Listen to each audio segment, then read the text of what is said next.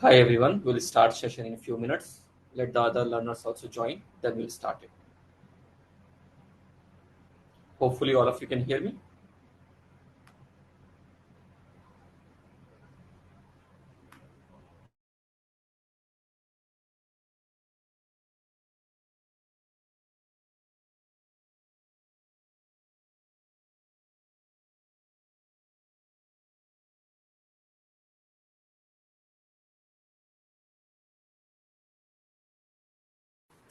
Good evening, Professor. This is Anubhav, and I'm the moderator for today's session.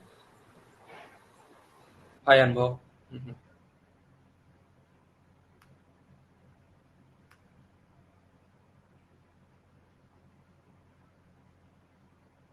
Okay Anbo, I got your phone number as well as your email ID. Okay, in case I face any issue, I'll let you know. Thank you so much, Professor. Thank you.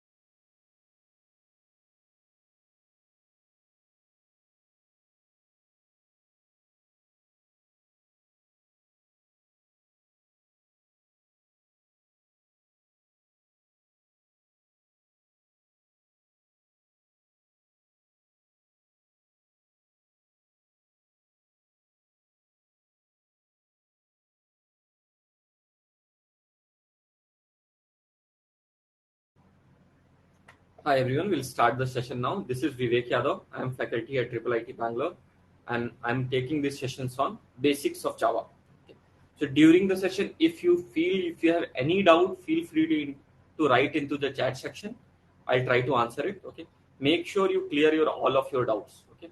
And just for a introduction, I want from all of you, please write in the chat section what you are currently doing. Means if you're a fresher, just write a fresher. If you're a software engineer, just write a software engineer plus number of years of experience. If you are a QA, just write QA plus number of years of experience. It will help me to access the audience, means what they are currently doing, and try to modify the session accordingly. So please write in the chat section. I can see some of you have communicated. Hi Parth, hi Dhanya. Okay. Hi Mayur. Mayur is QA with 10 years of experience. Okay. What about others? Lot of you have joined. Okay. Sagar is a fresher. Okay. Apurva is also a fresher. Mm-hmm. Nayan Jyoti, software experience, 2.5 years of experience. Okay. Nagraj, data analyst with 10 years of experience. Good to know, Nagraj. So let's make this session more and more interactive. Okay. In case if you have any doubt, feel free to ask.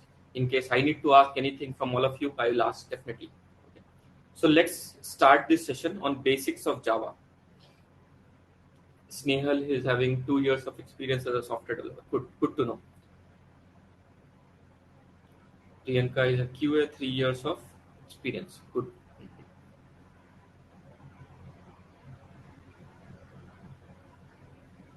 Dhanya, okay. Okay, good to know. Dhanya. So basically here what we are trying to learn today is basics of Java along with basics of programming. So this is the first live session. So basically you should know about basics of programming. So we'll start from basics of programming, what is program, other things, and then slowly move towards basics of Java. So session is on basics of Java, and if my screen is not visible, please let me know. Okay. If I'm not audible also at that time, you can let me know. Basics of Java is the session. First thing which we are going to learn first is a program. What is a program? Any idea? What is a program? Everybody is writing program. What is a program? Just in few words, if you want to describe a program, can you write in the chat section what is a program? Sequence of instructions. Very good, Dhanya. Yeah, sequence of instructions or set of instructions. So I'll say program is a set of instructions.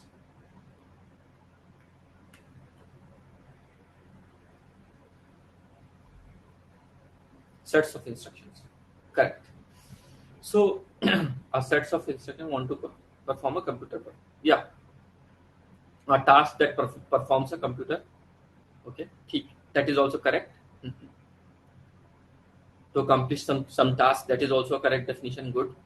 Okay. So now these sets of instructions which we write, we have two options to write. One is low level language. Okay. So this is low level language.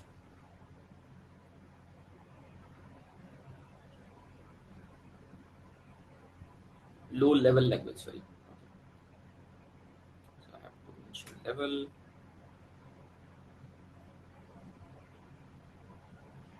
And we have another option called high level language.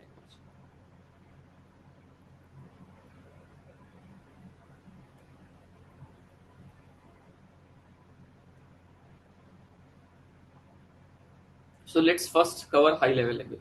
Examples of high level languages are Java, Python, C, C++. These are all high level language. So in high level language, what basically you do, you write your program. So basically these are meant for writing a program. Okay. And you write your program in an English-like language. So why English-like language? Okay. So basically, still it is not possible for a computer to process complete in English. Hopefully in future, so like this ChatGPT and other large language models which are coming. Okay. Hopefully in the future, we will be able to process that also. But right now the capability is not there. So low level language, if you see, is a different variety, while high level language, in that what we are trying to do is we write our program in English-like language, and we give to computer, and it will be able to perform all these things. Okay. So next is low-level language. So if you see, low-level language is basically machine language, or you can say instruction sets. Okay, programming languages that provide instruction sets. So let's see that. So example is machine language.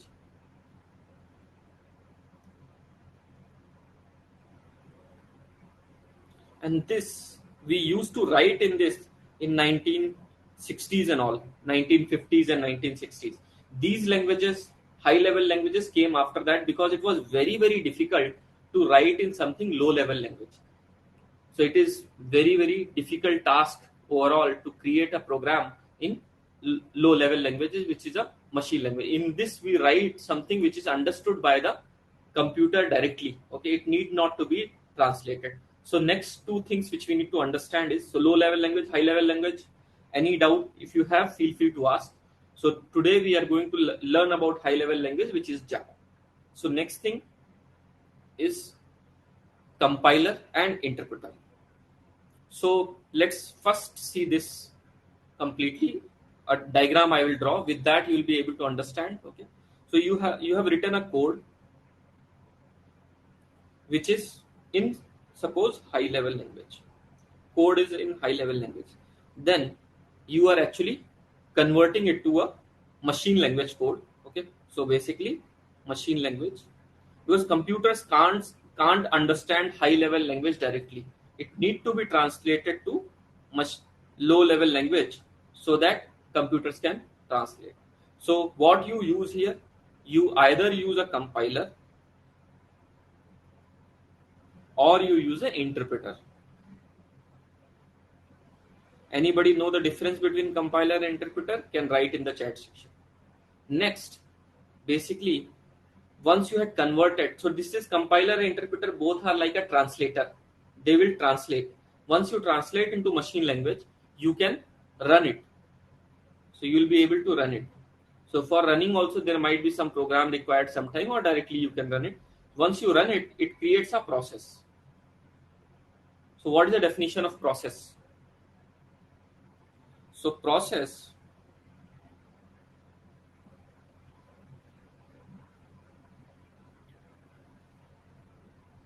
a running program. So just remember this definition. Program is something different, process is something different. A running program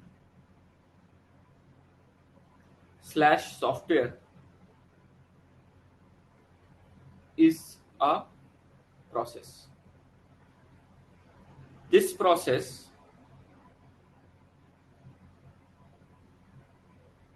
consumes, so this will or use, we'll say, let's use a word, this process uses computing resources.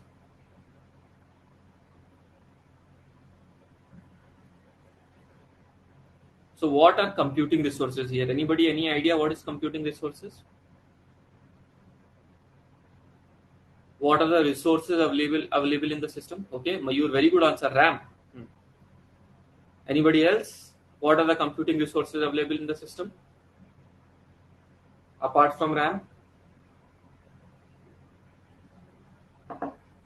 Good. So somebody has answered CPU. Somebody is saying RAM. Okay. Disk. These are the three very, very basic resources. And understanding these resources is very, very important for a program. In case you don't understand these resources, you can't be a better programmer. So I'll suggest all of you to focus on these resources. Okay, while I am teaching, I'll tell you what is the use of these resources while writing the programs. So I'll tell you in detail. Please focus on it, because this will differentiate between a programmer who understand computing resource and write a program, and the programmer who just write a program without caring about on what hardware it will run, on what basis it will run. So this will differentiate between a better programmer and a non-better programmer. So during this world of AI, basically you need to become a very better program so that you can't be replaced. So next thing which you want to cover is compiler and interpreter. So far, if you have any doubt, feel free to ask. So what is a compiler? What is the interpreter?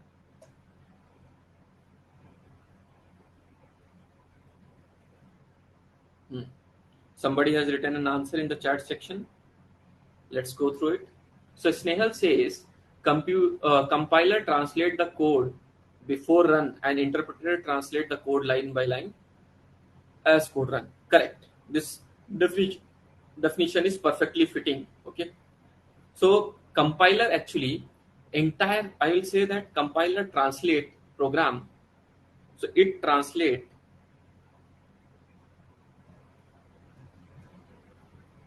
program entire code at once. So program entire code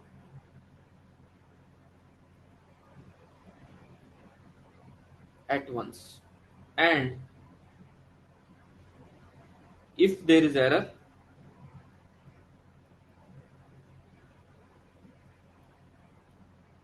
it will show all error.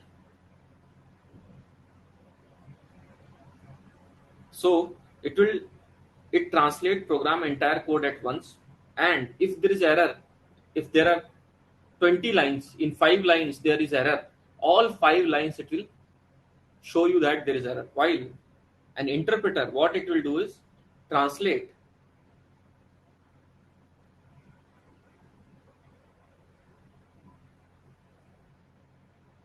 code or program, you can use it, okay, code line by line. Code is a better word here. So it translates code line by line, okay, and wherever there is a error, it will stop at that point and stop translating. So if there is a in your code there are 5 errors, okay, what it will do? So just understand that. I'll try to show. So if you suppose have written a code, you have certain lines 1, 2, 3, 4, 5, 6, 7, 8, and you have error at line 2. You have made some error at line 5, you have made some error at line 6.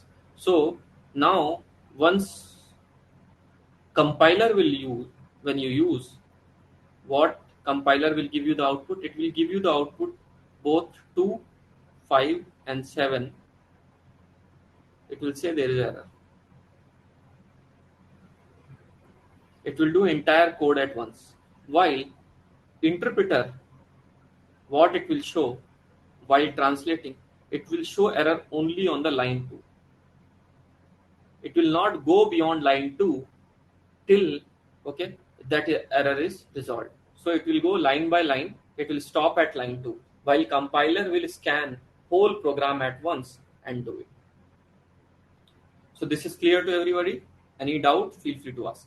So just now we learned about program. What is program? What is process? A running program or software is a process.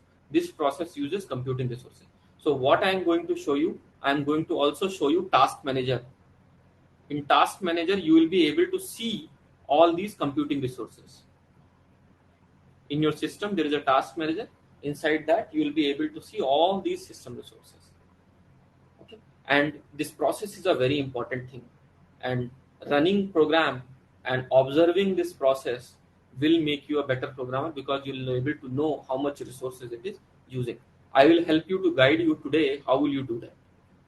So next thing, which with respect to program, let's understand with respect to Java, how Java works overall.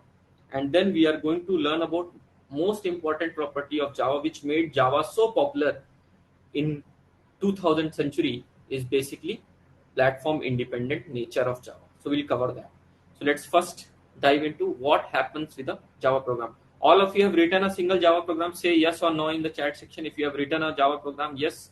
If you haven't written, say no. Okay, all of you have written a Java program. So okay, so I don't have to show directly hello world program. I'll proceed. So suppose you have written a hello world program, and the class name is, suppose program name is first.java. So this program you have written. After that, you use basically compiler of Java. So what is the compiler of Java? Any answer? Which compiler you use in Java? So Java compiler, yeah, correct. Nayan Jyoti is correct. It is Java C. So Java C is the name of Java compiler. So use Java C to compile your program. We are going to do that today in the second half of the session. I know all of you have already done it. So this is your program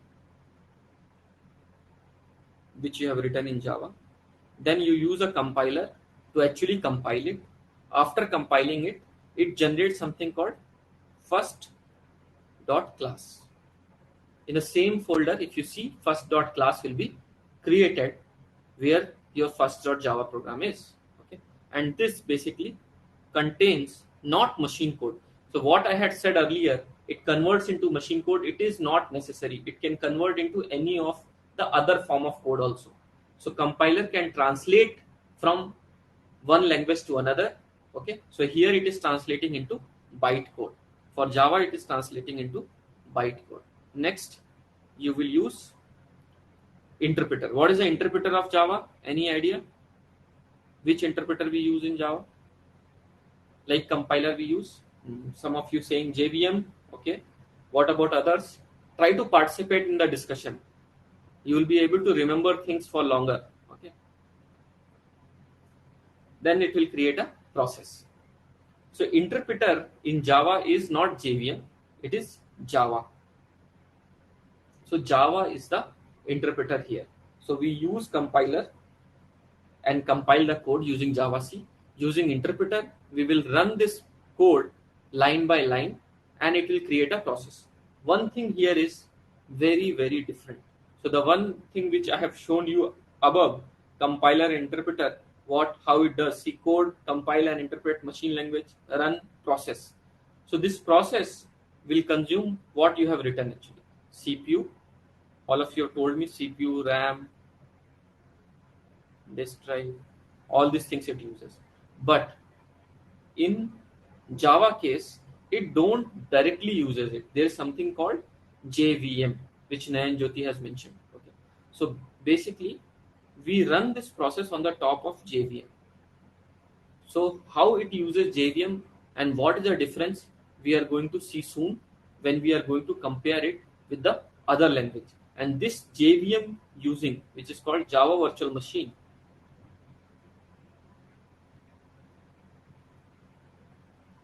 makes it platform independent. So let's understand about platform independent. So anybody asked what is the most important feature of Java? So you should say about platform independent. So somebody is raising the hand. Okay. Okay. Yes, Nayanjali, please ask. Yeah, hi. Hi, Vivek. So Yeah. I wanted to ask if every language has a combination of both compiler and interpreter.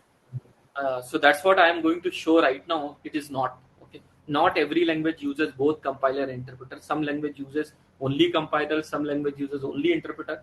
Java uses both compiler and interpreter. So right now I will give you an example of C++ versus Java and explain platform independent. Okay. In case if you have any doubt, please feel free to ask. Yeah, thanks. Okay. So you can write in the chat section for your questions and also you can raise your hand. I can unmute you.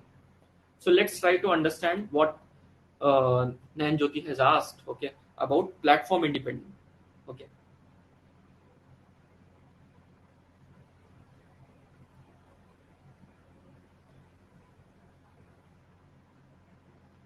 So let's try to compare with two languages. Let's use C++.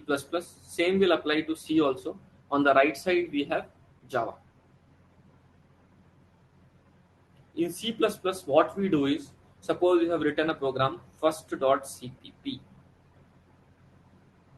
What you will do is, you will use a compiler, which is G++. Or in C, you will use GCC. So these two are the compiler. It will create a file named a.out. This a.out file contains machine language instructions. You can run it directly on the system. So /a.out command is there. /a.out. It will create a process and you will be able to run it. This is how it works in C++ case. So here only what we are using here is basically a compiler, single compiler, and translating into a machine code. So now next phase is what we do in Java. So Java we already know, just a quick revision. First dot Java, and here we will use first Java C. It will convert into first dot class. Then we are going to run this program using Java command and it will create a process. So this process don't run directly on the system. What it does is it runs on a JVM. So let's see how it is.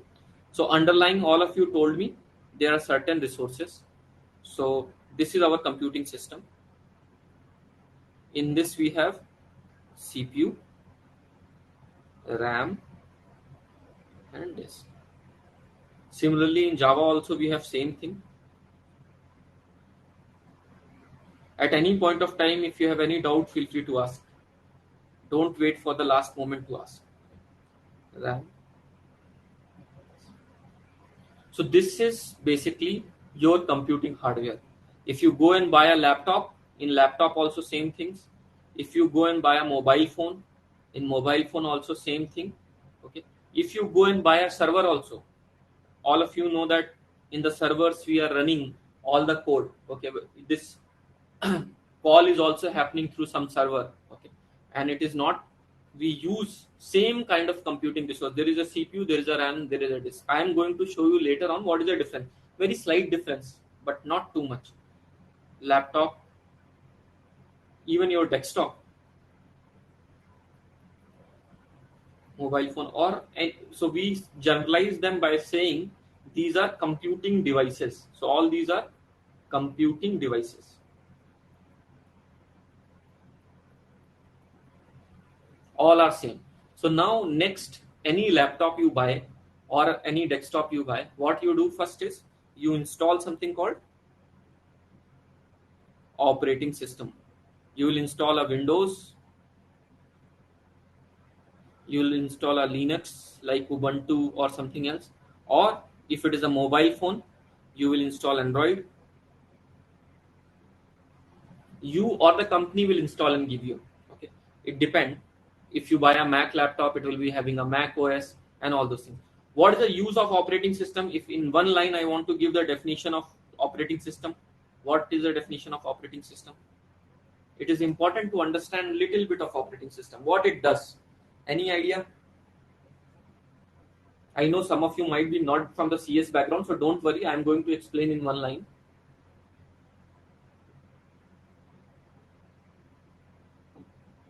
Yes, very good definition then. That's what I am expecting. So you see the resources, RAM, disk, network, and all those things. So OS job is to actually manage these resources. Very good answer. So management of resources.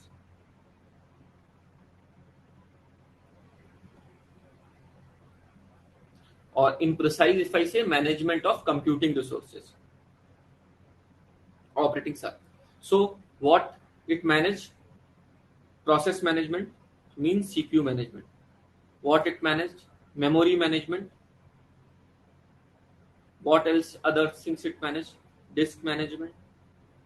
All these tasks are basically for your operating system. So operating system is a very, very complex software, but at the same time, if you want to describe this, it is basically management of the resources. It does process management, memory management, and disk management. All these things it does. So there is a OS, okay, operating system, and using this operating system, you will be able to manage all these resources. So next thing, which is with respect to C++, let's first finish the left hand side. So here you see, you will run your program now. You will definitely install your GCC and others. So software you will definitely install. So on the top of this, you will install G++, GCC. Okay, some of them might come pre-installed with the operating system also. Now, to compile it, you will use GCC or G++. To run it, it runs directly. So here, it runs directly. So a.out. So this will create a process. This will create a process and you are running directly. While in the case of Java, all these things are provided through JVM, Java Virtual Machine. Nothing in Java runs without telling about Java Virtual Machine. Okay, so Java Virtual Machine is basically responsible for it completely. So Java Virtual Machine create a layer between operating system and the Java program. Will the same a.out program run on different OS? Very good question, Nanjoti. The thing is that it will not run. Okay, what is the reason? I'll explain soon. Okay, so the thing is that and why Java makes it slightly different. So let's try to see that. So now here, whenever you are running your program, that program runs as a process on the top of JVM. So your process is going to run here on the top of JVM. So what does it mean? So what we are doing here is we are trying to create a abstract layer, okay, between the operating system and your program. So what it does because of this layer, it makes it platform independent. So what happened in 90s and 2000 is we started writing JVM for different operating system. So you'll get a JVM for Windows, you'll get a JVM for Android, or any kind of mobile OS, pager devices, TV set-of boxes. Java originally been used for TV set-of boxes. So you can see here how it is being used. So now for a particular operating system, you will write a JVM, and then that thing, basically your program will run directly on the JVM, where here program will run directly here on the operating system. So this makes basically your program complete platform independent. So what you will do in any machine, you can write first.java, clear? You will compile it, okay, using Javac. Then this bytecode, which is here, is platform independent code. Platform independent code. So now you can move this file, this bytecode, from any system to any system which is having Java installed. It will run without any issue, because this is a bytecode, it is not a machine code. So JVM actually converts into a machine code while running it, okay, but we don't have to worry about it because that is the complete task of JVM. So Java virtual machine is taking care of it and providing it to the operating system and down to run it completely. So that's make this machine code is platform independent, while this bytecode, while this machine language code a.out is platform dependent. Platform dependent. Why it is platform dependent? So basically, dependent it is platform dependent. So because you are using the compiler natively on the operating system, it almost depend on what kind of system architecture you are using, okay, and it will be completely binded to that system architecture. So at then Jyoti has asked that question, I am going into it, but many of the freshers might not understand it, okay. I'll try my best to explain, okay. So there are different architectures. You might heard about ARM, x86, okay. ARM x86 one is one of the popular one. There is another architecture, PPC architecture. So this ARM, if you see x86, let's first try to cover. So Intel and AMD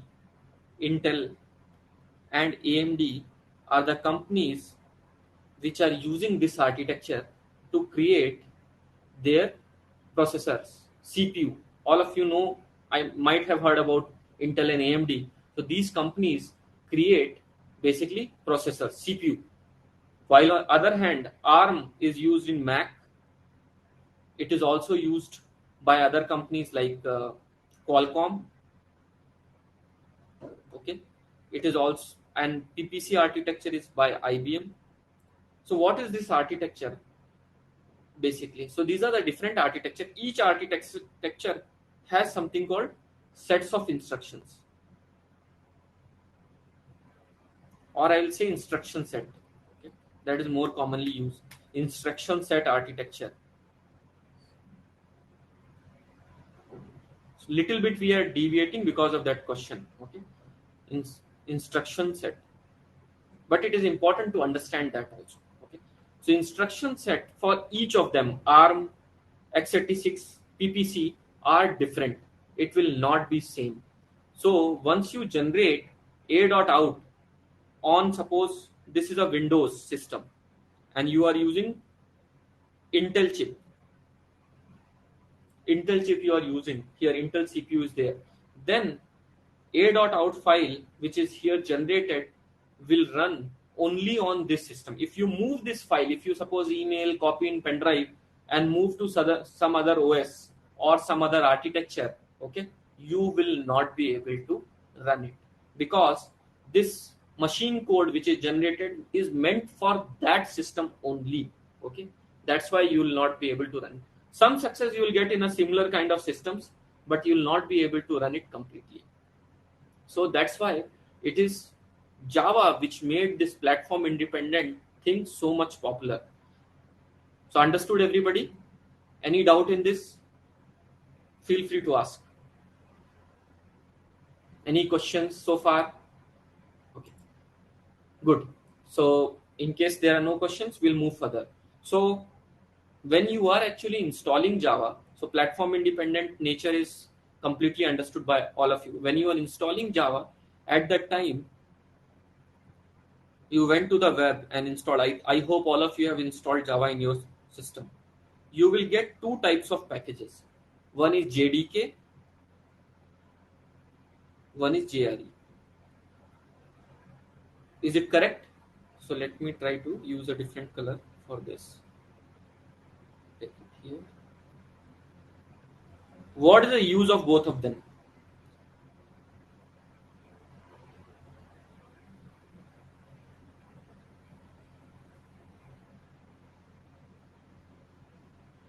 So one thing, I'll just summarize the first part.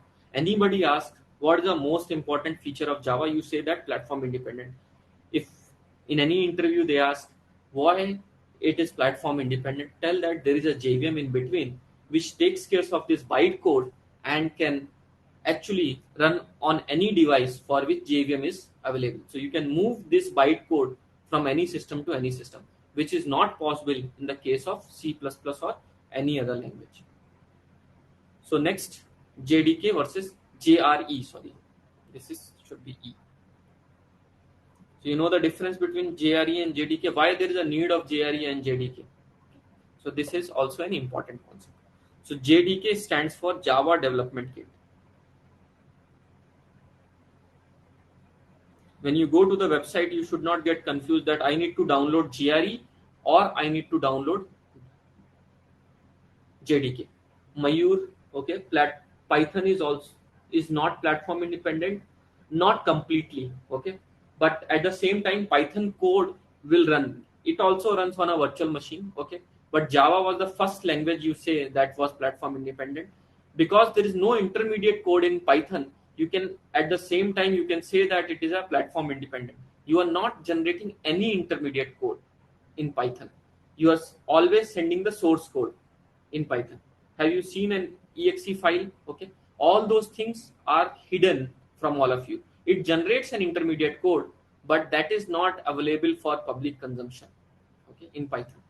So you can at one time you can say that Python is platform independent because you are always sending your source code to anyone. You are not sending a byte code. And in Python, it is meant for a different purpose. It is not meant for till now. Means if you see that people have started using it for large scale software development also, but it is, I will say that very slow. It is even slower than Python. Than Java. Python is much slower. So we'll come back to, if the time permits, we'll try to see the differences between more languages compared to Java. So let's try to understand JDK versus JRE. What is it is. So Java Development Kit, while this is called Java Runtime Environment, JRE.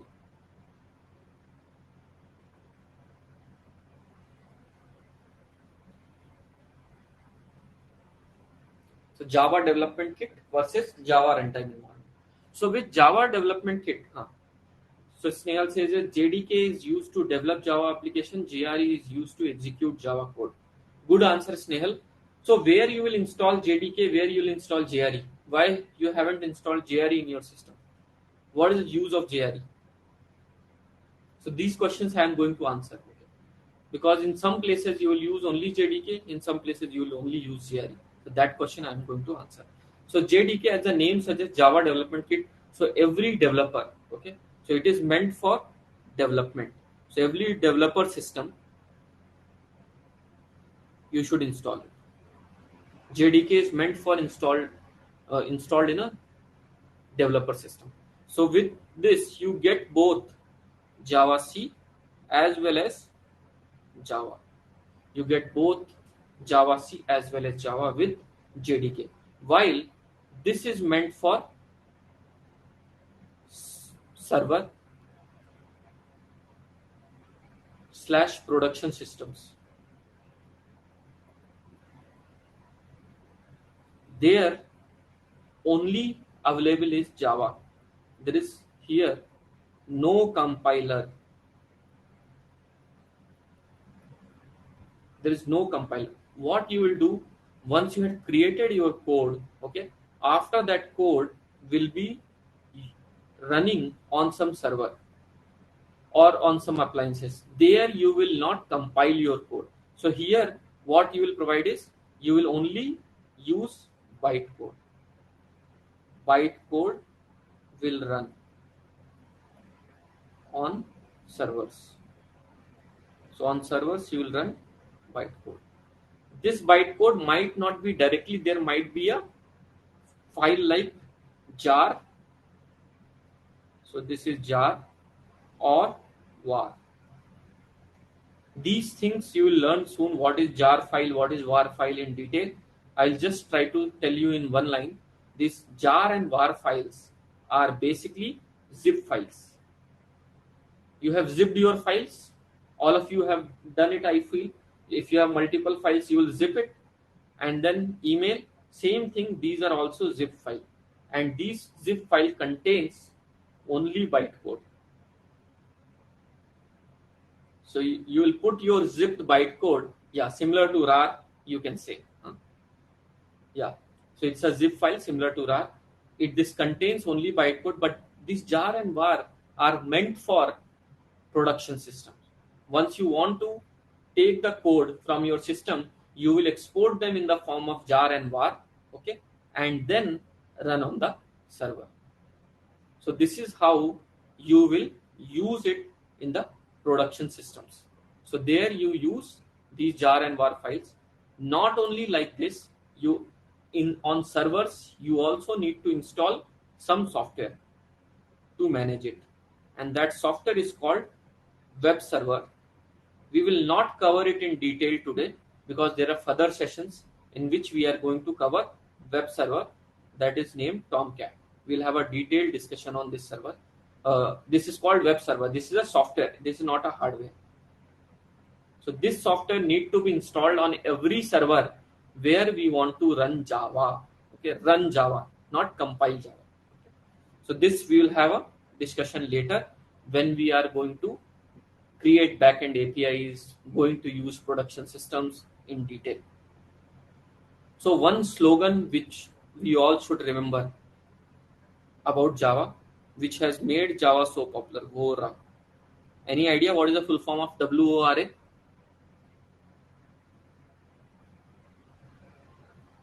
What is the full form of WORA? WORA.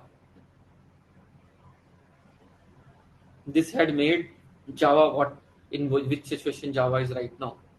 Write once and run anywhere.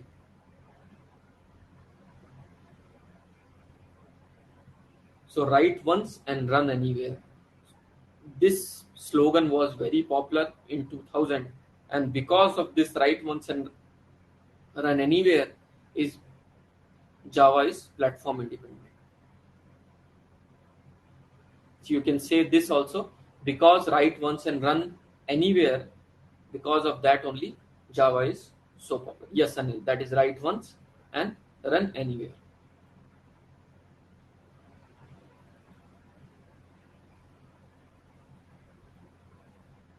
Next. So let me do a quick recap and then understand what we had learned. Okay. So we learned about basics of programming. Right now we are learning basics of programming, and during that process we are also learning basics of Java. So what is a program? Program is a set of instructions which is basically a code you will write. You will write in high level language because now we have compilers available. Earlier we used to write in low level language in 1960s and all. We used to write in low level language in machine code, which is very, very difficult to write. Okay. Then high level language we started writing. We use compiler and interpreter to actually compile or interpret that code, convert into machine language, run it directly. We understood about what is a process. A running program is a process. I'm going to open Task Manager after the first half of the session and show you also. Then what is a compiler, what is interpreter, how it will show errors, compiler versus interpreter, that also I had told everybody. And then we discussed what happens for a Java program from starting to when it is going to run as a process in a system. Then what is platform independent nature of Java, how it is platform independent. There are instruction sets, okay. CPU has certain instruction set, and whenever you are using language like C++, the code which it generates is a machine code which is binded to the same system. It will not be able to, while this byte code which is generated in Java is platform independent code which can run on any JVM for the system if the JVM is available. So I'm telling you, we are ending it here everywhere. At the process, we are ending everything. And I told you this process uses certain resources. So what we'll do is we'll try to understand these resources. Without understanding resources, we should not do programming. I know some of you might be programming from last 10 years, 15 years, okay. You might not understand these concepts till now, because one of the thing is that programmers use a certain level of abstraction, especially it started from year 2000. Earlier the programmers were there, they used to understand these resources very well and able to write, because hardware is getting cheaper and cheaper. People don't worry about these resources, just use them, okay, in the program. So these resources are very important. So first resource, which is all of you told me, is a CPU, okay. So CPU as a resource is an important resource. The next resource all of you told me is RAM. Then I told you there is a disk. Any other resource which is an important one? So I'll grab some water. Think about any other resource if it is available in the system. Just 30 seconds.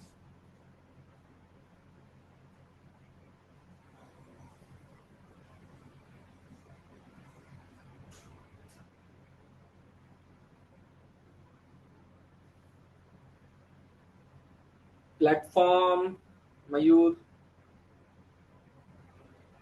I'm asking about the hardware here. What are the hardware resources available? So the most important resource right now in this century, where AI, I'm asking about hardware, okay. Storage is a disk. This is the most important resource in this century, 21st century, basically, you say. Graphics card, Priyanka, correct. It is GPU. Without GPU, you can't do AI, okay. So GPU is one of the most important resource right now. And another important resource which everybody forgets, but is a very important resource, is without this call is even not possible, is network, internet. Without network, we can't do anything, okay. So let's understand about these resources in next 15 minutes in complete detail, and then move towards programming. We are going to write some programs also in the second half of the session. So let's try to dive into this. So CPU is also called processor. Computing unit, central processing unit, it is called processor. So here you can see all these devices, all these resources has certain speed and certain capacity. Speed and capacity, these two things are very important for any computing resource. So how much, what is the unit we measure the speed of the CPU? Anybody, any idea? What is the unit in which we measure the speed of the CPU? Okay, so let me, Hertz, good answer.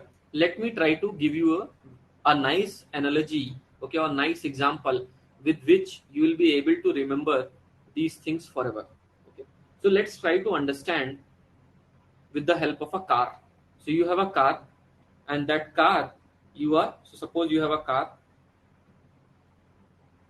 and you are actually going from Bangalore to Goa.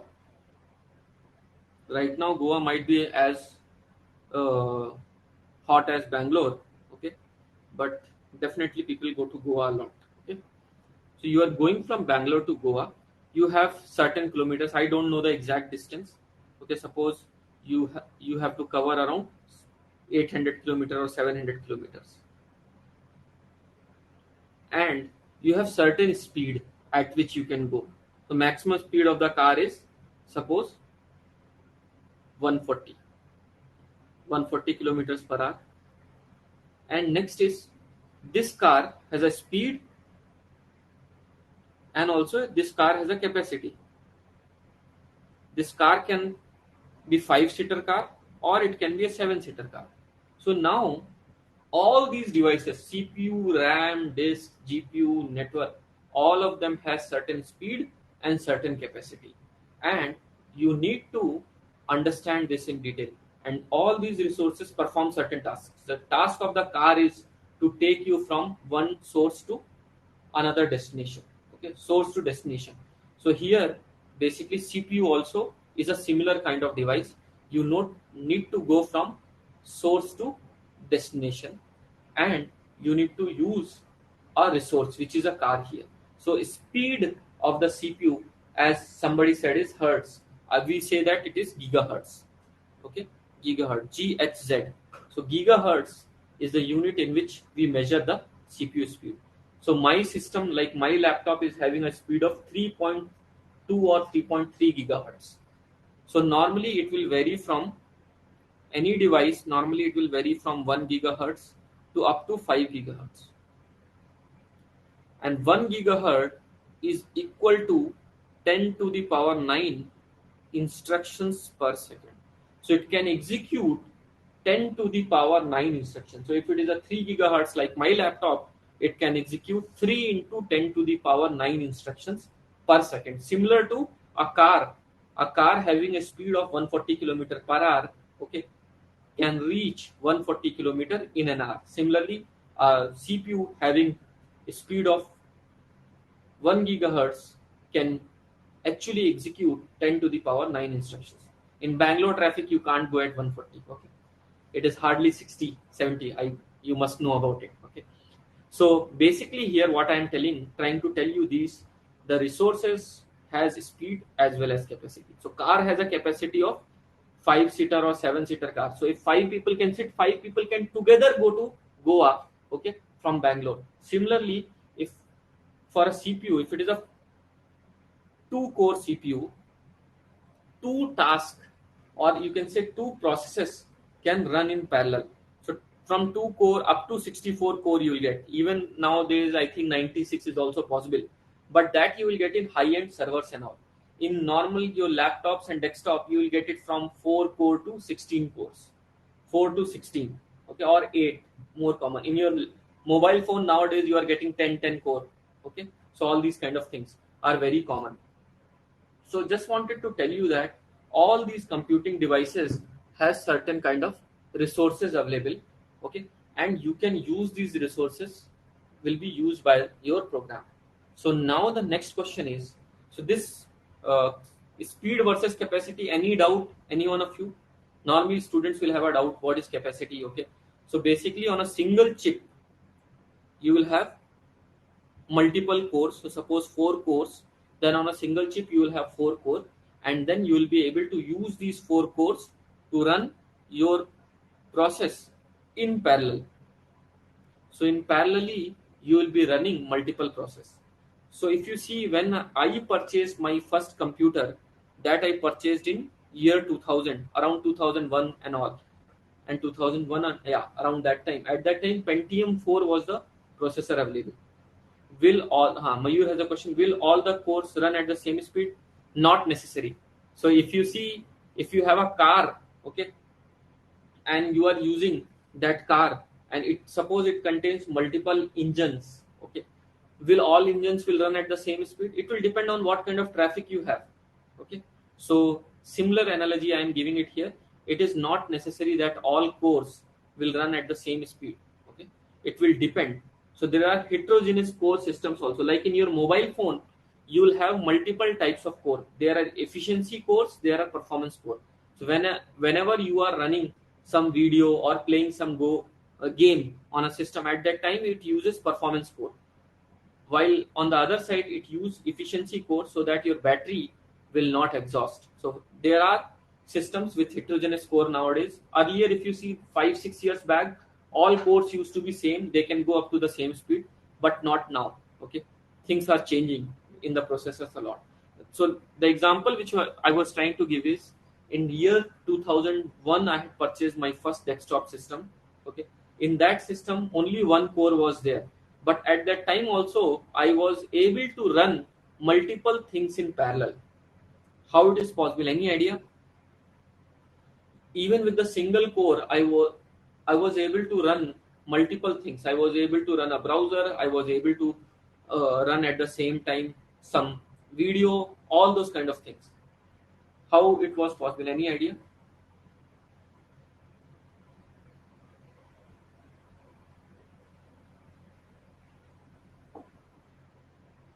Context management. Good answer, Sunil. So what Sunil is trying to say that actually CPU is a very fast device.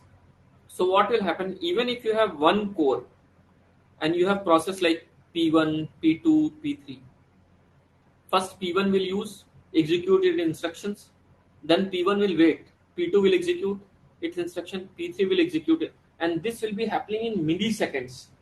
So you will not be able to find the difference if the things are running in parallel or things are executing in sequence. Actually, P1, P2, P3 are executing in sequence, but it is happening so fast that humans can't guess it.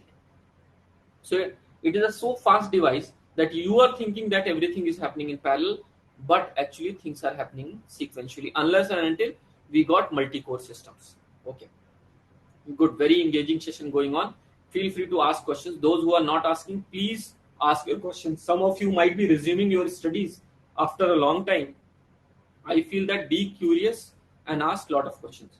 So next, which I am going to cover in CPU, is an important part for any programmer.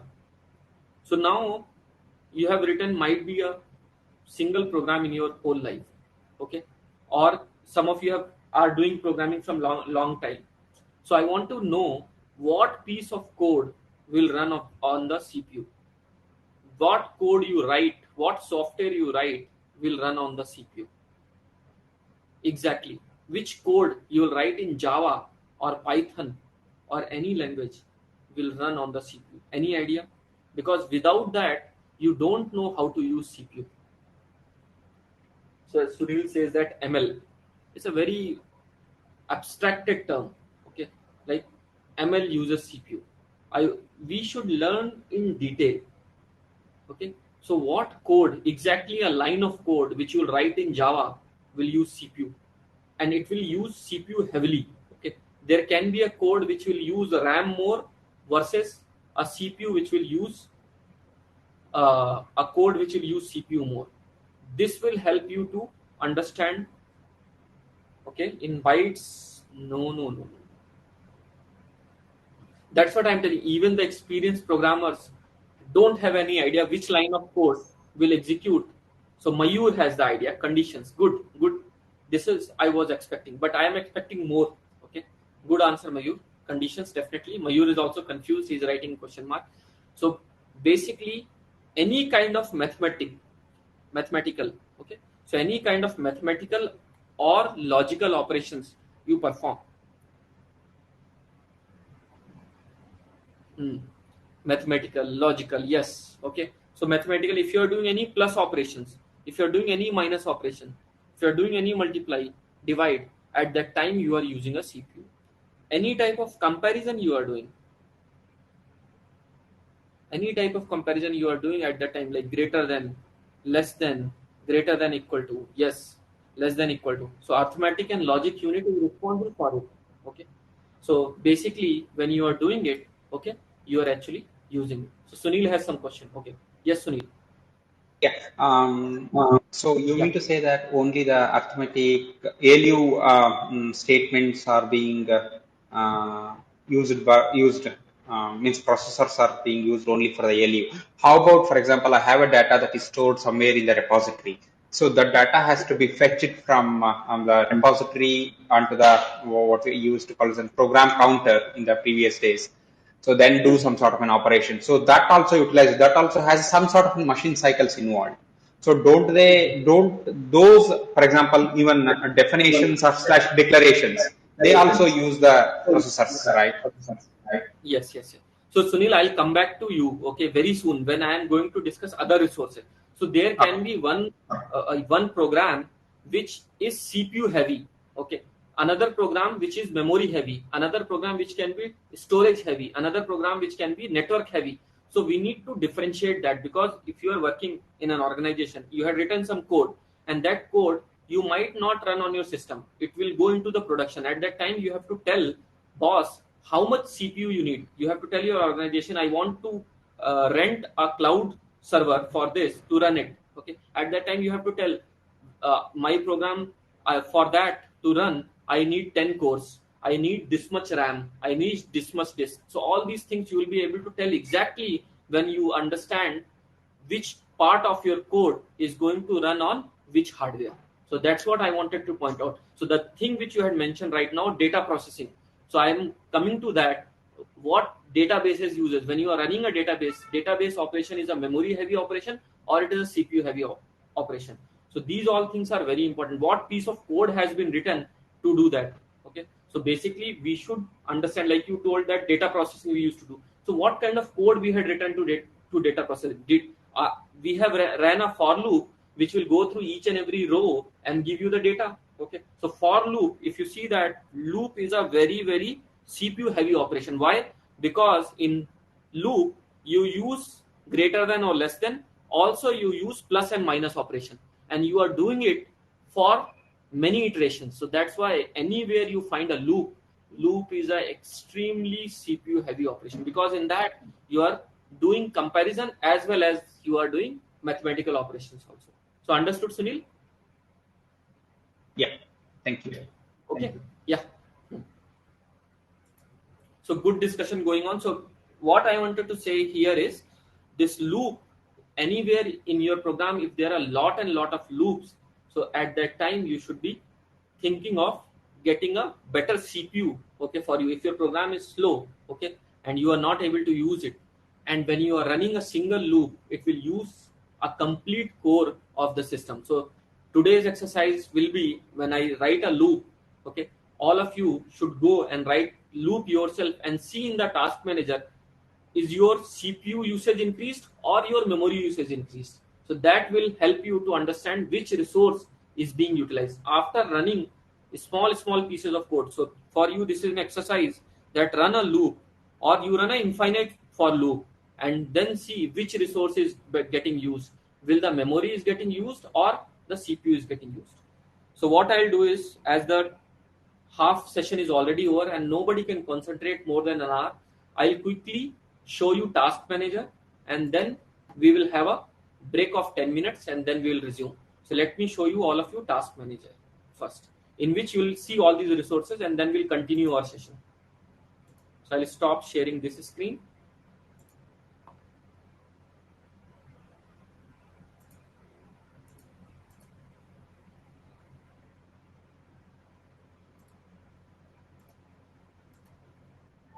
So right click on the taskbar and open task manager.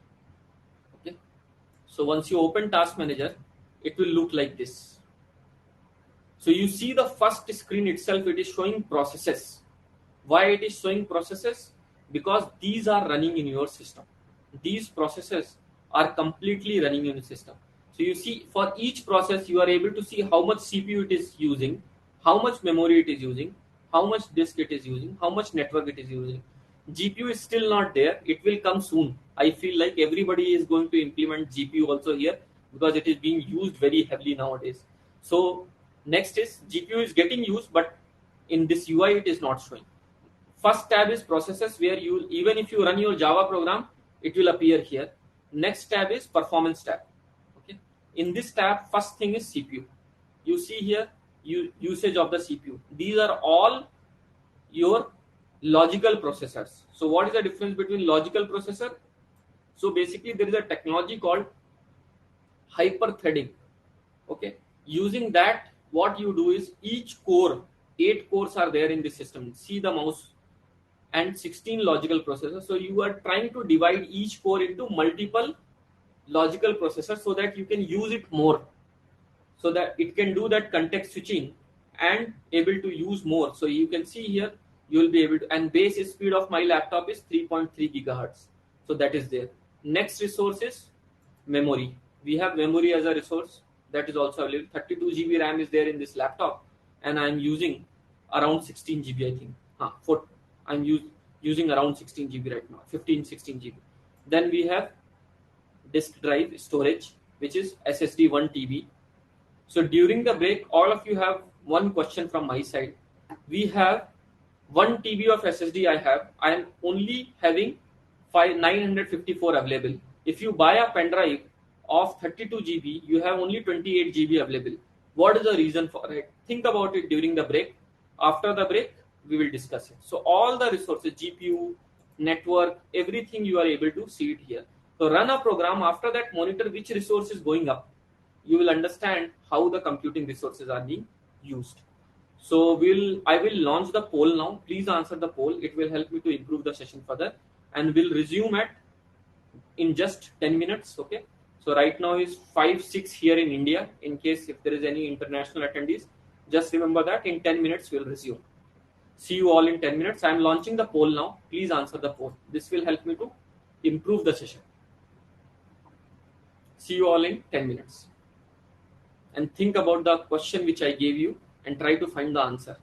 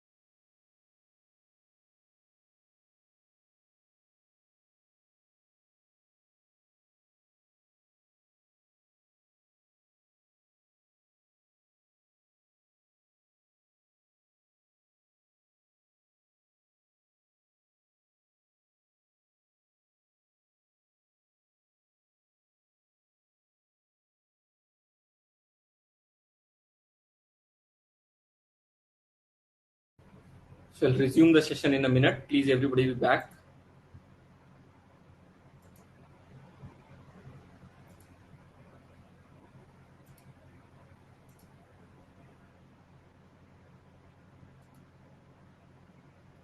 In case if you have any question, feel free to ask in the chat section.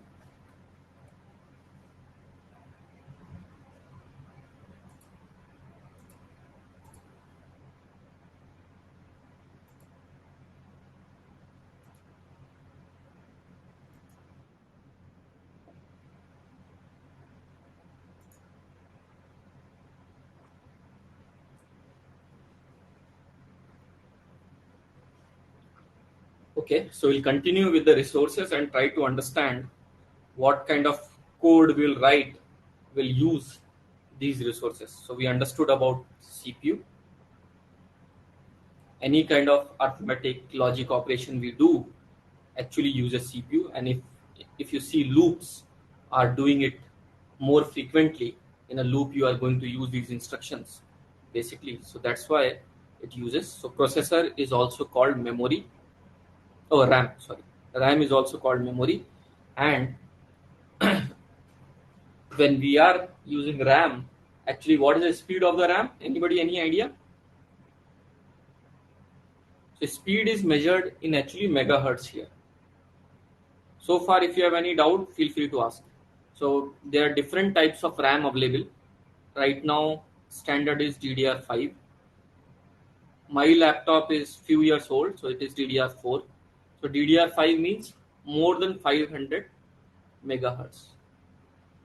DDR4 means more than 400 megahertz. DDR3 means more than 300 megahertz. So this is a speed. Capacity wise, so RAM comes as a stick. Okay, so there are so single RAM, one single RAM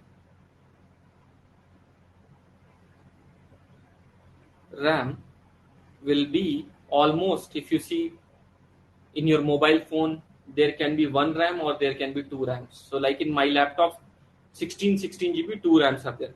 One single RAM is available from 4 GB. Nowadays 4 GB is very common, to up to 128 GB. While in a system, there can be multiple RAM slots. So in a system like we have in IIITB, in a single system, 1 TB of RAM, 1 TB RAM in a single system. This is not hard drive, this is RAM I'm talking. You can have I have seen servers up to 4 TB of RAM. You can have server with 4 TB of RAM. What is the use of these servers? Why RAM is so important? So what you do in your program when the RAM is getting used? What kind of code you write? Again, the same question. What kind of code you write will use RAM? Any idea? In Java, what code you are going to write will use RAM? What the important things you do is actually uses RAM? Any idea? Any one of you? Hopefully I am audible and my screen is visible. Can somebody confirm in the chat section? There is no response after the break, so that's why I'm asking this. Yes. Computational, yes. Okay, thanks everyone. So my question here is, what we do, what code we are going to write will use RAM. So Sunil, data that generates and consume. Decent answer, Sunil, I'll say that. Not exactly. So I'll say that whenever you are using something called data structures. So data structures such as array. Those who don't know about data structure, don't worry. You will soon going to learn about data structure. So if you are using array, you are using linked list, you are using graph, okay, you are using tree, all these kind of data structure, okay, hash map data structure, okay, all these things uses basically your RAM, because what you do when you create an array in Java, you create array like this, arr equal to new int and here you mention 10,000, thousands of. So then you are creating suddenly 1,000 entries. So what I'll suggest all of you, like I told you, create an infinite for loop and see how much RAM is getting created. Similarly, create a large array, okay, and create it inside your loop, okay, and try to add more and more elements to it. See, the RAM usage will go up. So in my first class in IIITB, I tell all the students to actually start consuming all the resources. Crash your system, use the entire CPU, crash it, restart your system, use the entire RAM, hang your system, and then restart it. So then you will be able to understand, okay, that which part of the computing resource you are using. So RAM, actually the device, it's called random access memory, and also this is filled only when the system is running. Once you turn off the system, it is getting completely empty. So this kind of device, RAM, is not the kind of device which will store data permanently. Unless until there is electricity, means it is turned on, you are going to use RAM. Once it is turned off, RAM is gone. Okay. So RAM should be clear to all of you. Any kind of data structure like array, map, list, linked list, all these kind of graph, when you are using, if you create a single variable, that also uses a RAM, but very, very less compared to when you are actually using a data structure. So that's why data structure is a very important thing. And all companies like Google, Microsoft, Facebook, everybody asks in their first couple of rounds data structures and algorithm. Why they ask? Because they want you to write a code which uses less RAM, which uses less computing power. So that's what makes a huge difference when you are going to write your program. So next thing is disk. This is also called storage. So storage are of two types. One is HDD and another is SSD. These two are the most common storage available right now. And these resources, basically HDD and hard SSD, operates at certain speed. So HDD is basically a rotatory device. So there is a kind of CD. I know some of the generation might not have seen CDs. Okay. So in hard drive also there is a high quality CD and there is a head which reads the data from it. I will not go into the physics of it. There is a technology, electromagnetism. There is a magnetic flux being used here. Okay. I will not go into the physics, but if you are interested, you can go. Same with the processors. I did not talk about transistors, resistors, and all those things. But if you are interested, feel free to go and learn in detail, more detail. Okay. The more detail you learn, the more better programmer you become. Okay. So here also, this is a rotatory device. Speed will be from 100 MB per second to 250 MB per second, which I see in the market. 100 MB per second to 200 MB per second data transfer you will be able to do with the help of this. So this 100 MB normally with 5400 RPM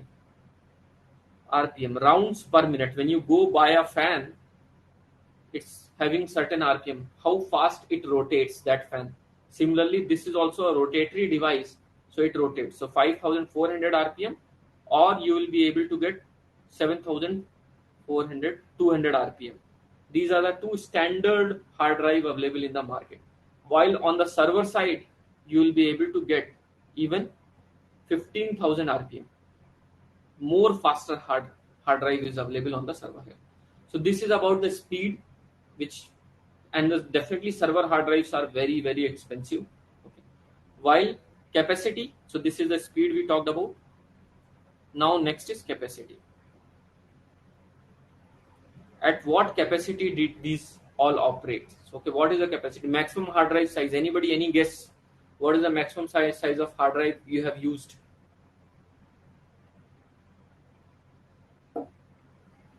Any guesses? So what we are using in IIITB, maximum single hard drive. Okay, 2 TB Mayur has used. Maximum single hard drive which we are using currently is 22 TB. In a single hard drive, I am taking 22 TB kind of data you can store. This is for dense data storage. Okay. So you will be able to store this 22 TB of data in a single hard drive, and you can combine multiple of these. So we have a storage which are in terabytes, so you'll be able to create it. So next thing is SSD. So SSD minimum speed which you'll get is around 500 MB per second, and it can go up to 9000, which I know might be recently even more faster than this also might be available. So 500. So see, if you have an old system, if you replace SDD with SSD, you are able to get a 5 times jump. So that's why if you have any 10-year-old system, you just replace your SDD with the SSD, you will be able to run it much faster. So now, what is the capacity? So this is the speed. Capacity which you will get in SSD is normal, maximum to maximum is 8 TB. 8 TB kind of capacity. Somewhere online you will find even more than that. People have created 96 TB, more, but they combine multiple SSDs together, put it into one slot and try to do it. But standard common is 8 TB. And this company, the leader company which is in hard drive is Samsung. Okay, most of the patents are with Samsung. Seagate, Western Digital, other companies are also very popular companies. With respect to RAM, also Samsung is one of the market leader. So RAM and this Samsung is the market leader. There are other companies in RAM also. Hynix is there. Okay, Crucial is there. Okay, all these, Micron is there. All these kind of companies are also there. Next is what piece of code you will write will use disk. Any idea? Which I asked earlier also. So any kind of file handling you do. File handling means you are opening a file and using that file. So file handling you do. Any kind of database operation. Database, basically MySQL, Postgres, any kind of database. All your e-commerce data which you are using, banking data is stored in some database like Oracle, MySQL, or even older databases which are used in mainframe systems. Okay, like DB2, IBM DB2. All these databases are actually stored on disk. So anytime you are actually using a database, any kind of database operation, at that time you are consuming your disk. So disk speed matters a lot. You need a faster SSD when you are going to do a lot of database operations. Also, database also is a very heavy memory operation also, because you will keep that in the memory and try to provide it to the end user or end software. So database normally tend to consume more and more RAM. So CPU, RAM and disk, all these three things are clear. Next very important device for all of you, especially in this generation, is GPU. So any gamer here who uses lot of gaming, who does lot of gaming and uses a lot of GPU. So which is the fastest GPU available in the market? Any idea? Just write in the chat section, okay? If you're a gamer, okay, somebody has a question. Let me try to unmute. Sunil has a question. Yes, Sunil, I unmuted you. The disk/storage is being used during file handling Can and you data repeat, production. Sunil? Can you repeat Okay, your question? am I audible now? Yeah, you are audible. Okay. I learned that disk/storage is being used during the file handling and database operations. So now these tasks are also to be coordinated by a processor. They cannot be the process. There is no other unit in the whole computing resources, among the computing resources, which takes the job of a processor. So even the disk/storage operations are also to be coordinated by a processor. Is my understanding correct? Yeah. Okay. Correct. So Correct. that being said, even the processor is being consumed everywhere. Might be at an less intense or an significant intense. Yes. Correct. Correct. Okay. Exactly correct. So if you are doing any mathematical computations, if you are doing writing an algorithm which will compute very heavy computation, it will do. Then at that time you are going to use CPU a lot. Okay. Yes. Thank you. Yeah. Okay. Good. So Sunil has answered his question himself. Good. So next thing is GPU. So I know that gamers use a GPU a lot, but nowadays all AI ML. So Nvidia is right now a $1 trillion company. I think they are going to beat Apple soon in terms of revenue and all those things. So how it is possible? Because these GPUs are used heavily in the AI ML. Why it is being used? Let's try to understand. So next 5 minutes we are going to understand GPUs. And in case if you have any doubt, feel free to ask. So I'll try to explain it in very layman term. Even a 10-year-old kid, okay, will be able to understand. So let's see this. You have a screen, and in the screen you have pixels. And even a 10-year kid nowadays use a mobile phone.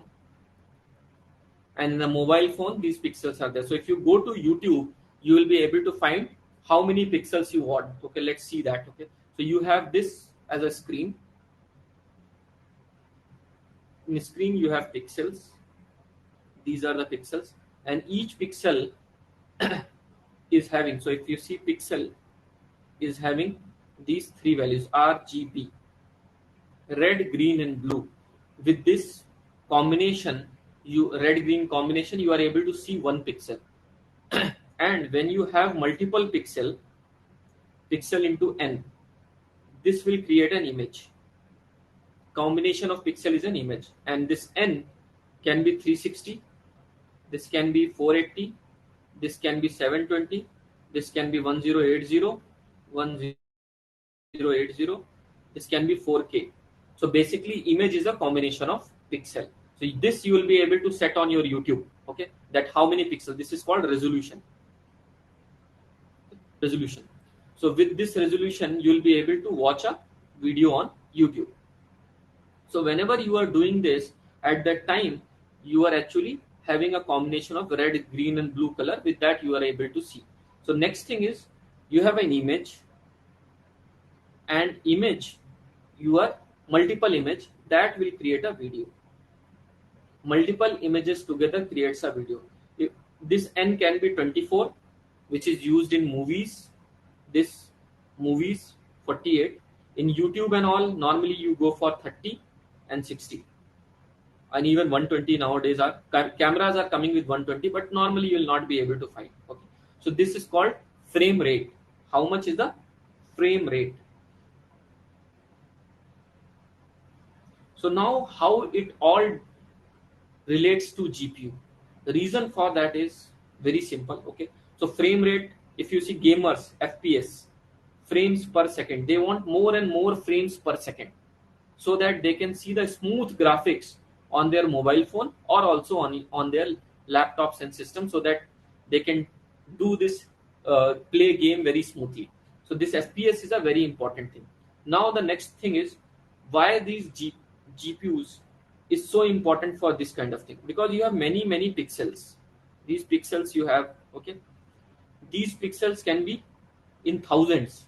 So what you have to do is, you have to calculate this RGB value very fast. Okay, for that, if you use CPU maximum core you see here is 64.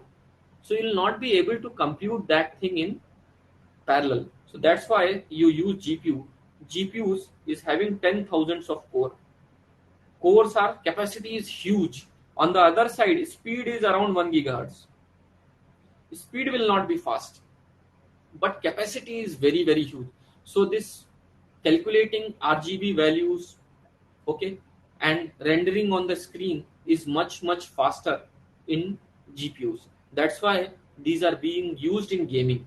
Now it is being used in games, then why it is relevant for AI ML, machine learning and all. So in machine learning, we have something called neural networks. Okay, neural networks. So these neural networks, basically, or deep neural networks, are massive. Deep neural networks are massive parallel operations. You have to do a lot of parallel operations. So for that, GPU is used. Even if you see Bitcoin mining, okay, mining industry also uses GPU a lot. So that's why the demand of GPU in last 10 years is being very heavy, because of AI ML, as well as if you see the cryptocurrency world, where you are using this Bitcoin mining and all those kind of things. So now what is the fastest gaming GPU available? Any gamer here? What is the fastest gaming GPU available in the market from Nvidia? Looks like no, none of you play games. 4090. Somebody has a question. Okay.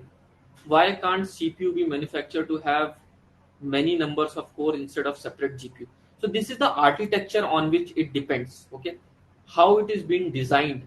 The chip is designed to run. Okay. So if you see that when we design more cores, okay, what we are doing is we are trying to limit. So if you see that CPU can be designed, but we are limited by certain things. What is the certain things? So Sunil, please ask your questions in the chat section. Okay, because others are also asking. Okay, so just write in the chat section. If it is not clear, I'll unmute you. Okay. So basically, CPU, if you go up to 5 gigahertz, so in CPU, if you go up to 5 gigahertz, you will not be able to manage the heat. Okay, so if you see in your mobile phone, normally it goes up to 2 gigahertz. Heat management is a very huge task. So in your mobile phone, you will typically go up to 2 gigahertz. In your laptops, you will go up to 4 gigahertz. In your desktop and all, you will go up to 5 gigahertz. So basically, heat management is a bigger thing. The technology is not available to support it, to remove heat so much faster. Gamers on one side, they are using liquid cooling, nitrogen cooling, and all those things. They go beyond that. Okay, around 7 gigahertz also I have seen, but most common is 5 gigahertz. So because of that, it is not possible. And so your doubt is answered, Nayan Jyoti. So Sunil, I'll unmute you as you haven't written in the chat section. You can ask. Okay, I'll unmute you. No questions, Arvind. Acha, no questions. Okay, fine. Okay, so we'll move further. So if you see the fastest gaming GPU is 4090, the cost is 2.45 lakhs. Fastest GPU which we have available right now is H200 and the cost is around 12 lakhs. Recently, Nvidia launched B200 just last month, which will come into the market soon. It might be even more expensive, 15-20 lakhs. So this is very expensive hardware which we are right now using. So in terms of network, we'll not spend too much time today. Network we are going to understand in the further sessions. I'm going to take more sessions down the line. So in case I don't take, please let me know. I'll cover this network for you. You can also remind me. I will also cover that because we have to understand more things. Okay. So next thing is what we are going to do is we are going to do some live programming and do that. Okay. So any doubts so far, please ask. I'll open VS Code. For small programs, you can use VS Code as an editor. It is a very nice, handy editor available in the market or available online. So you should be able to use VS Code. VS Code is a very nice editor. So you can use VS Code. So what I'm going to do is I'm going to open VS Code and going to write some code and share that screen also with all of you. Just give me a minute. I'm opening VS Code right now in my system. And my question which I had asked is when you are buying a pen drive of 32 GB, where the 4 GB is gone? Can anybody answer that?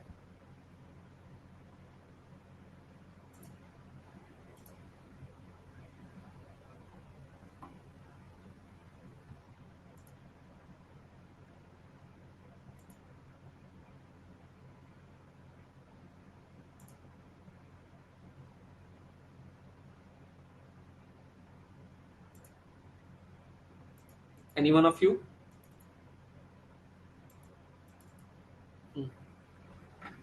Nayan Jyoti has answered. Manufacturer usually measure memory in terms of 1080. Not correct.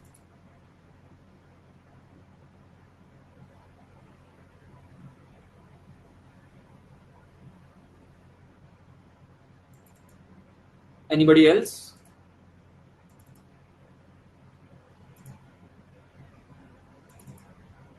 Pre-installed software, not correct again.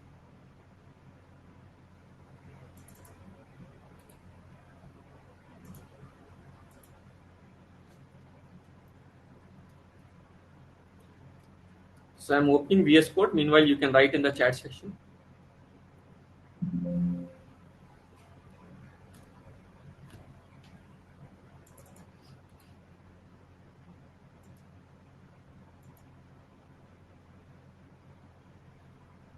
Not correct. Funware, not correct. Priyanka is also not correct. Think more.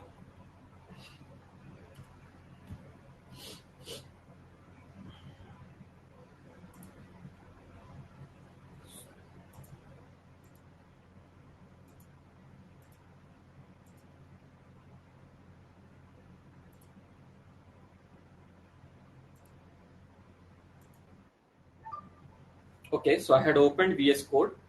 Now, Mayur Hazar, can you share the screen and let us know how to open VS Code? So VS Code, just you write on terminal, okay, code, it will get open. Okay, once you open it, you can navigate to a certain folder. So I will navigate to my folder where I am writing code. So teaching, upgrade, this is the first session for all of you, 7.4. So inside this folder I am writing. This is how you open VS Code. After opening, you open a certain folder. In that, you are going to write code.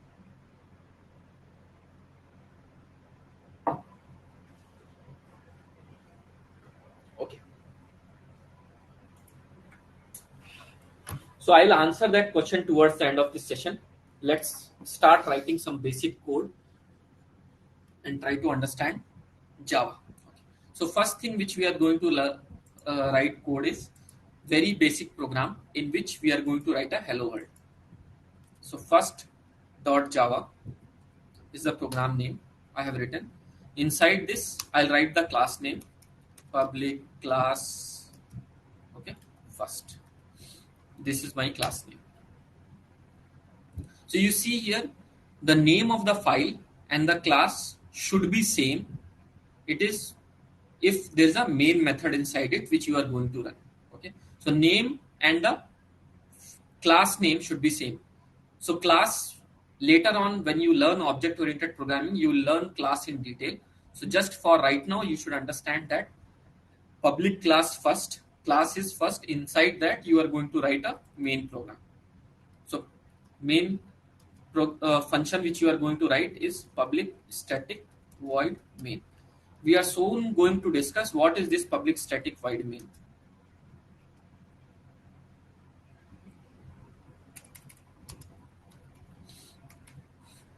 So at any point of time while I am writing the code, if you have any doubt, ask in the chat section. Okay. So we have written a class first and the file name also should be first. Okay. And then we have written a main function. So always your code will run from the main function. Okay. So that you should understand right now. This main function will be invoked by JVM to actually execute it.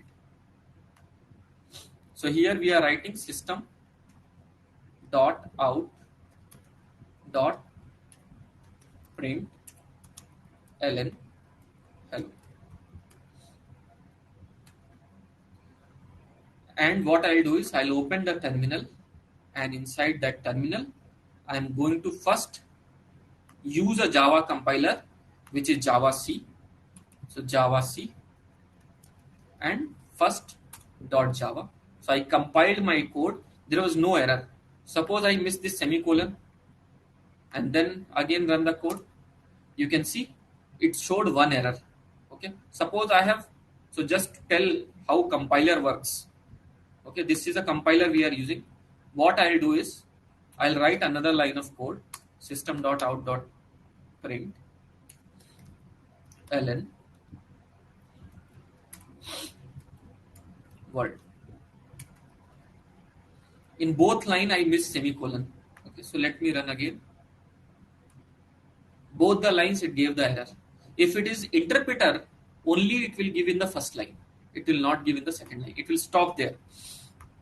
So here you are able to get in both.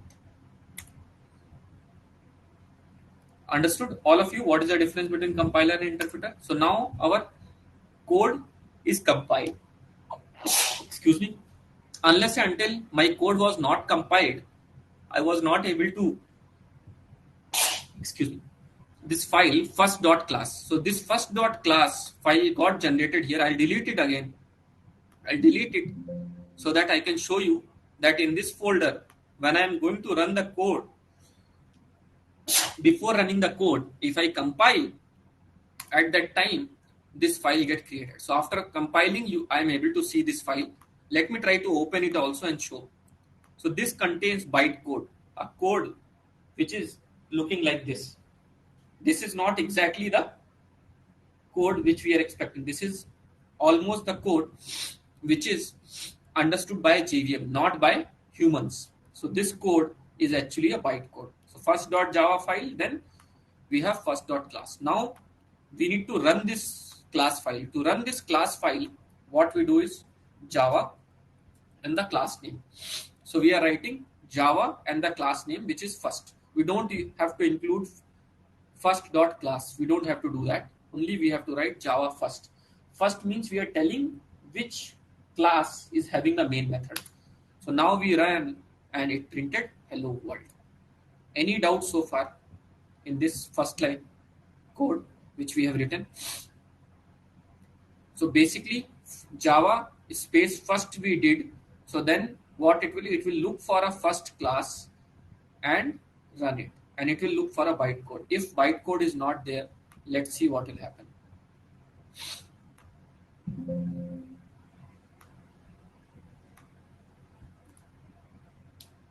Java first I have written, it is shown cannot find or load main first class first. Okay, so it is saying class not found exception. So these kind of errors you might get. Okay, that's why I am showing you. If there is a no class available bytecode, you will not be able to run. So basically the first command you can run with JDK, but with JRE you will be able to run only the second command. So JDK can run both Java C and Java. With JRE you will be able to run only the second one. So Anil has a question. Okay. In record lecture, the program was run on IntelliJ. We would be using VS Code or IntelliJ. So you can use IntelliJ. IntelliJ is meant for basically when you are creating a larger software, I'll suggest to use IntelliJ. So it is good to start with IntelliJ also. For just a small session like this, I am using VS Code because it is very small piece of code which I am going to write. So have understanding of both of them, VS Code and IntelliJ. But when you are doing a production level software, when you are creating, it is good to use IntelliJ. Okay. So we are running small pieces of code right now, so that's IntelliJ is not required. So next thing which we are going to understand is data type. So data type in Java are very important to store data and perform some operation on that data. Okay. So data type is an important thing in Java. So we are going to create variables and understand about data type. So here public static void main. Oops, it is created at two places.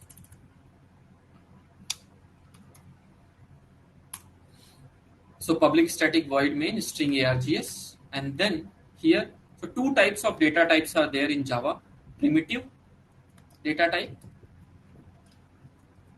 and non-primitive. So primitive data types are the data types which are being already defined in Java, like int a equal to suppose one value 1000. Okay, where the variables are stored. So variables are stored in memory, RAM. When you are going to run your process, okay, at that time these variables will get stored. So understand, like your house, okay, house has certain house address. So house address is basically this variable. The value actual house is this.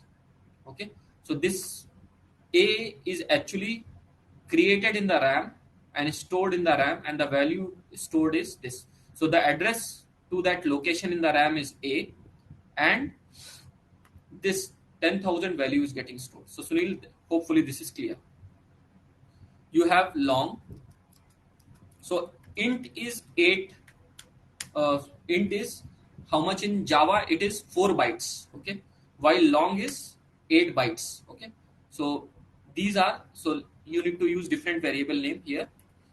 So there are bytes. So 1 byte is 1 byte is equal to 32 bits.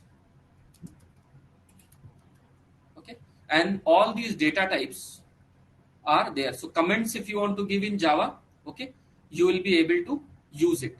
Okay, so basically these data types and all in Java is used, okay, to actually tell you that how many bytes it is there. Okay, so how much it is stored. So in Java, if you see, primitive data types like int are basically so 1 byte is called 8. So that's correct, 8 bits. And so actually for int I was writing, so 1 byte equal to 8 bit and 4. So int is 4 bytes, so it will be equal to 32 bits. Correct. Sorry. So here 1 byte is equal to 8 bit and integer uses 4 bytes. So int data type uses 4 byte, which will be equal to 32 bits. While long on the other hand side is basically 8 bytes.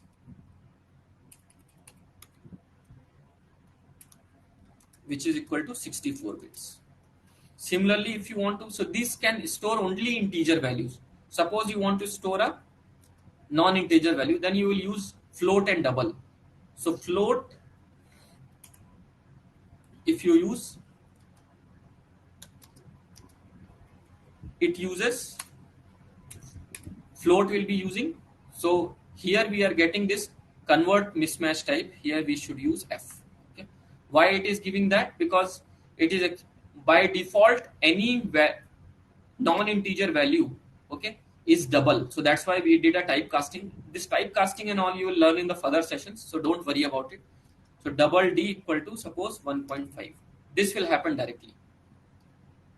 So we have to use that because by default any of these values are actually double. So it is showing. So if you see what error I was getting, cannot convert from double to float. So we have to tell that F, when we use it, is basically float. It is converting to float. That's why we have to use float here. So this also uses 4 byte and this uses 8 bytes. So these variables and all those things are stored in RAM. Then reference data type. Other is reference data type.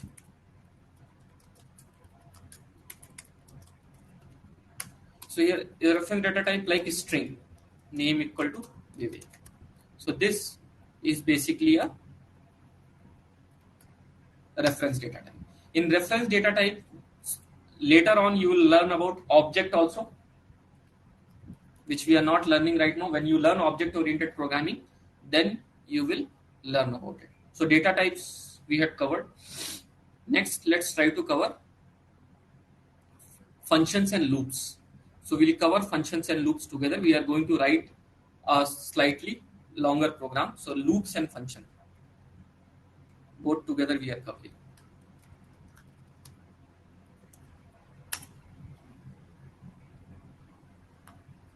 So what we are going to create is basically function and loop. Okay, hyphen is not allowed in this. So loop and function we have to do. And we have to rename this. Okay, it is automatically renamed. Loop function.java. So functions are basically a building block which will be executed repeatedly. So suppose we will write a main function, public static void main. Inside that we want to check. We had created suppose 2 numbers, int a equal to 4 and int b equal to 5. Now we want to check if these numbers are prime or not. So system.out.print. Okay, I haven't written a function. Okay, but what I wanted to do is I want to know that a and b are prime or not. One thing is I can write code to check a, then again for b repeatedly. But what I wanted to do is I want to write only one function in which I can do it. I don't want to repeat the code. Repeating code is a bad idea. So what I'll do is I'll write a function is prime, which is not still written. Okay, and in this I'll pass the value of a. This function will tell me that this a is prime or not. Similarly, I can call it this function again for b. So if there are like 1000 numbers are also there, I don't have to repeat that code again and again. So for that we use function. So now what I'll do is I'll write that function which will do this job. So what this function will do, it will return a Boolean value. So Boolean is also a data type in Java which returns true or false. So Boolean, it will return this function is prime, and it will take an integer value for which it will compute that this number is prime or not. So we have 4 and 5. First you will pass the value 4 to it, then 5 to it. Both the values, once you pass, it will go to this function, and after going to this function, you are going to see that will it be is it a prime number or not a prime number. Okay, so all this will happen like this. So this is clear to everyone. What is function? So function is a building block which can be called repeatedly, and you can use it to basically write minimal lines of code. So same logic, if you want to call it again and again, it is a good idea to create function instead of doing it for each and every thing separately. So that's why we use functions. And functions can return a value. It can be a non-value also. So in case if it is not returning anything, you will write void. Void means it will not return, but this function is returning a Boolean value, so we have written Boolean. This value we have to return, so I will create a Boolean value which is result. This result we have to return eventually. So return result. Before returning the result, I have to see that this result value is updated or not. Okay, so we have to update this value, whether we have to make it true if it is a prime number, we have to make it false if it is a not prime number. So int, so what we'll do is we'll create a counter here to check if it is a number is prime or not.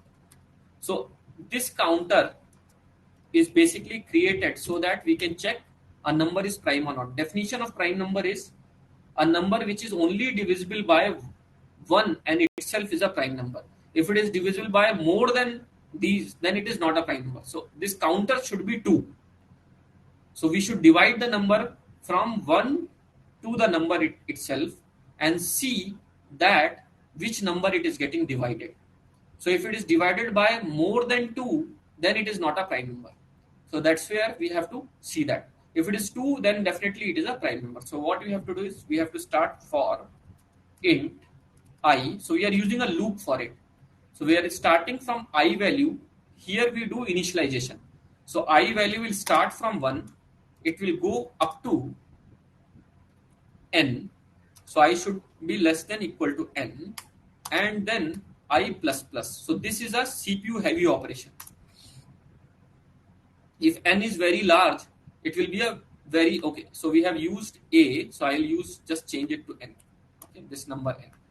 So n variable we are passing, and then loop is going from 1 to n. So I will first have the value 1, then 2, then 3, then 4 up to n. So suppose number is 4, then I will first time will have 1, second time 2, then 3, then 4, like that.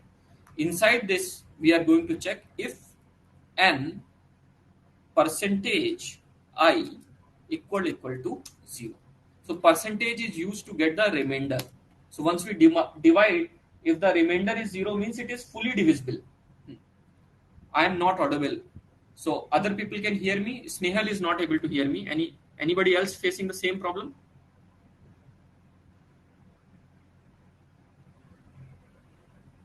Audible. Okay, Snehal, can you refresh your screen? You will be able to hear me. Okay. All okay. So Snehal, just do that. So here you can see n percentage I equal to 0 means remainder is 0. It is completely divided. Once it is completely divided, what I'll do, counter equal to counter plus 1. So now we are using this for loop to go from values 1 to 4 if n is 4 and check with which number it is completely divisible. So for the 4 case, it will get divided by 1, it will get divided by 2, and it will also get divided by 4. So the value will come 3. So means 4 is not prime. While for 5, it will get divided by 1, but not any other number in between, directly by 5.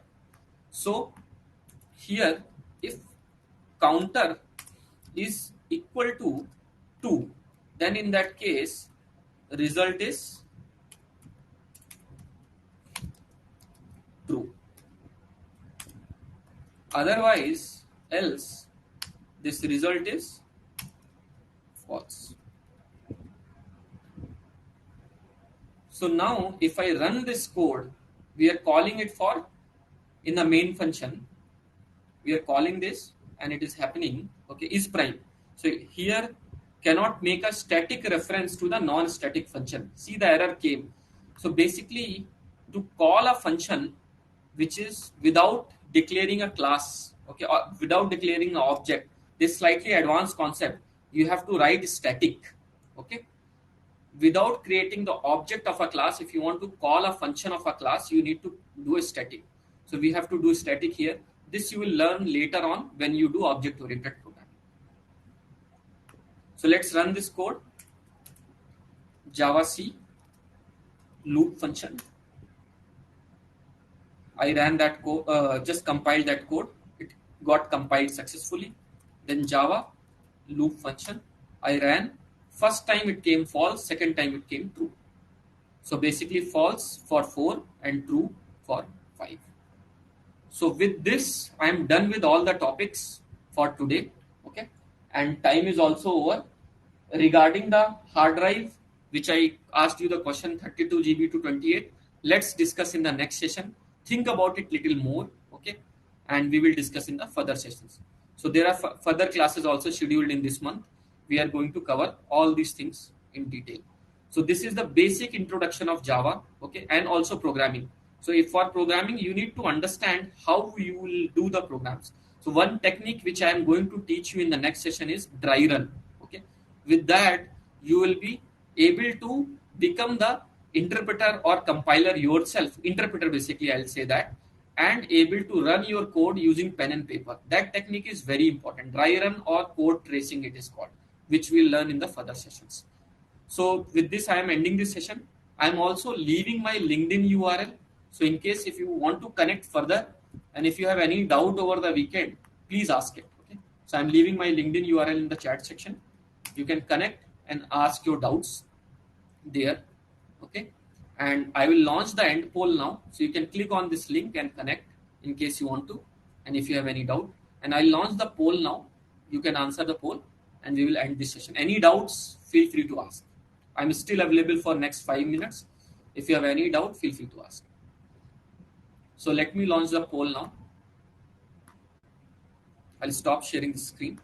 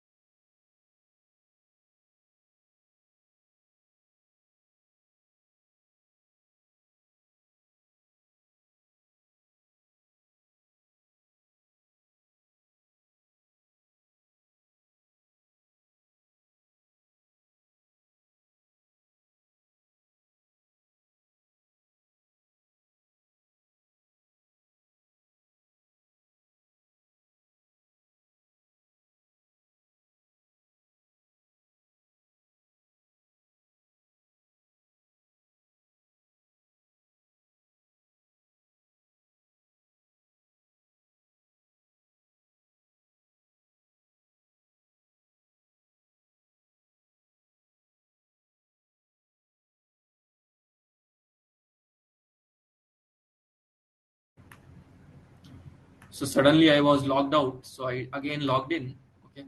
Please answer the poll. I had launched the poll. I'll also leave my LinkedIn URL again in case you want to connect. You can connect with me. And if you have any further questions related to career, related to anything related to programming, feel free to ask. You can connect over LinkedIn and able to ask. Any help you need, let me know. I was suddenly logged out. Don't know why.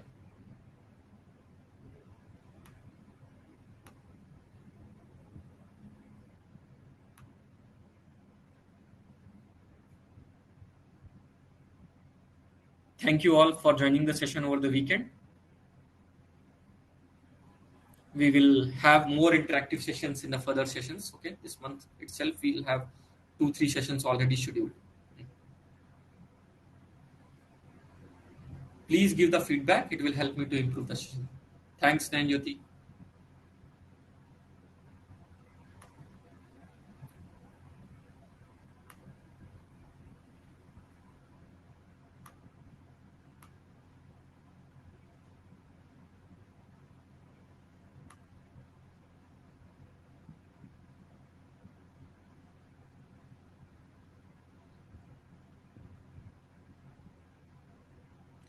So, Parth, can you ping your upgrade buddy? Okay. In case they are not able to resolve, you can ping me also on LinkedIn. Okay. So I don't take care of the questions which are being given by upgrade. Okay. But at the same time, if they are not able to resolve, I am very happy to resolve it. Okay. So console input you are not able to take. Okay. So please ping them. But in case they are not able to resolve, feel free to ping me also. Okay. I'll be able to help. You can share the code with me or LinkedIn also. You can connect, and I'll share one URL, okay, ide1.com. If you want to share any code with me and ask your doubt, you can paste your code on this and share the URL. This will help me to get the correct structure of the code. So ide1.com, you can put your code and then share the URL. Okay. That will then I'll go through the code and answer your doubts. Thank you all. See you in the further sessions.